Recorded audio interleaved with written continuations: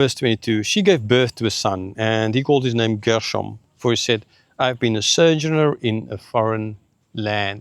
Remember, they lived in Goshen. They made the mistake some other place. They're saying Goshen was the name of the boy in the introduction part, I think, to this chapter. His name was Gershom, right? Not Goshen, the land of Goshen is where they lived, but they gave the name Gershom. So interesting thing is the first one that's born, we don't know if it's the first, but if they had daughters or anything, we never read about. Again, well, man, Jacob had daughters and all that, and we only read of Dinah, for example. So that doesn't mean anything.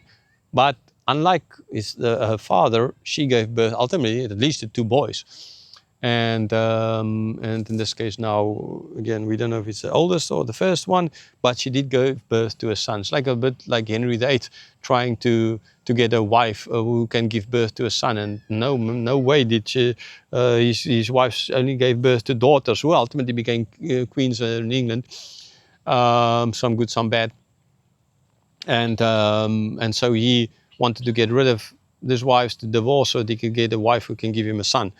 And yeah, so that's kind of where the Church of England came from, and the whole fight with the Roman Catholics during the Reformation time.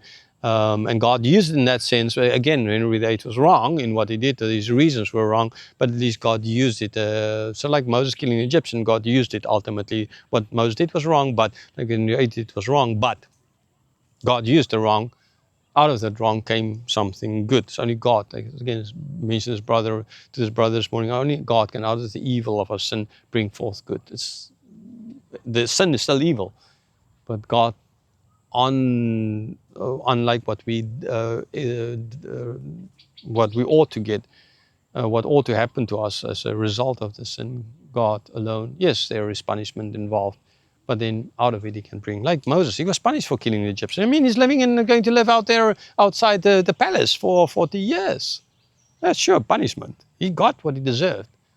He was put in prison for basically 40 years now. It's like, I think I've been bitten by something, my feet. Anyhow. Okay, so she called the name Gershom, and the reason why Gershom, like his name, Moses, taken out of water. In this case, now the names meant something. Okay, in certain cultures, names still mean something. It's not just a randomly picked thing, right? And so yes, it meant like Joseph's sons' names. All of the names meant something. So in this case, Gershom, that he was a sojourner in a foreign land, because he's now a sojourner in a foreign land. Now, here in this land of Midian, he's a sojourner, right? He's temporary. But there's a different play as well in here. And I mean, when Moses wrote this down, he was in the desert. Okay, so I think there's a lot of play here, because ultimately it shows that Egypt, they're just sojourners in a foreign land. He was in Egypt, yes, in the palace, but he was a sojourner there. The same way he's a sojourner here in the desert. Okay, that's why he didn't say he's a sojourner in a foreign land of Midian. He's just a sojourner in a foreign land. Double meaning here. Egypt, foreign land. Midian, foreign land. Wherever they are sojourners in foreign lands. That's where Gershom. But they're on their way to the promised land. So you need to understand these things as well. Right? Why Moses is trying. He's trying to bring as well the fact that that land that you try to go back to, right? As we're going to see later on in Exodus. The land that I'm in here now, they're all foreign lands. This is not our land. There is a land, the promised land. Okay, I'm not speaking of the land of Israel today. Okay, I'm speaking of the land of Israel then. And no people these days interpret, the Orthodox Hebrews interpret Israel as this promised land, and God's going to, they don't believe in the Messiah. Oh man, you're going to hell. So what the hell? I mean, anyhow, you're going to go to hell, right? Killing other people so you can get your promised land, right? Doesn't work. You need to believe in your Messiah. That is the thing you need to believe in, Orthodox Jew. That, right? Not in the land, and rocks. Anyhow. Okay, so turn to your Messiah. Go listen to the lessons on John. God calling out to you.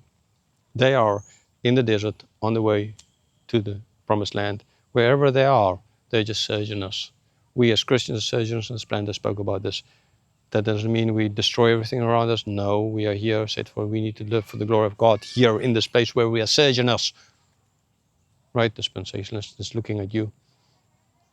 Um, but Moses is making a point here. We're just sojourners. We are on the way to the promised land. Even here in the desert, it's just a way there to the promised land. Therefore, Gershom, the meaning of the name. And it will remind them in the desert there that Moses was a sojourner. They were sojourners in the foreign land, Egypt. Moses was a sojourner in that same place. And now here in the desert, they are sojourners. They're on their way to the promised land. Oh, one of my pet peeves. Oh, man. I've spoken today already concerning how we know certain stories and we just take it for granted because it's been told, like a story of Moses, how it's been taught to us in Sunday school, and we've seen in movies, etc., etc. And now it's also Moses' mother was not stupid; she made a plan, and all of that was planned. The outcome she couldn't foresee, but the plan was there in place.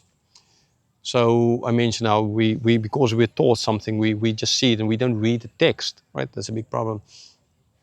The same way with angels, right? Here's again, like I said, my pet peeve: an angel with wings. Okay, I mean it's supposed to. This is how we portray an angel, even here in Buddhist Thailand, an angel with wings. I've been in so many places in Kalor, there in down in the south of Thailand, where a church with we can stand between wings in Kalor there, and that our viewpoint you can see it stand there with the wings behind you. The same kind of nonsense. In the Bible, when we read about angels, okay, it just shows you how we have perceptions which are so totally wrong. But because we are so familiar with it, we don't know it actually, right? And angels, when we see angels in the Bible, there's always fear involved in the people to whom the angels. Mary, the angel appeared, she was fearful. Zacharias couldn't speak afterwards. It's all over the place. They're not our buddies. They're not these smiley little women or men with smooth faces as if they were they went to a Korean beauty parlor or something like that, the K-pop artist, standing with their hands to you with wings. People are afraid of them. There's nowhere in the Bible do you read of an angel. Yeah, the cherubim, that cherubim, they're there, but because they are in God's presence, so they're different kind of like a lion doesn't have wings, right? So you don't, because there's a lion now, and you know birds, and in God's presence, birds have wings now. Therefore, lion has to have wings as well.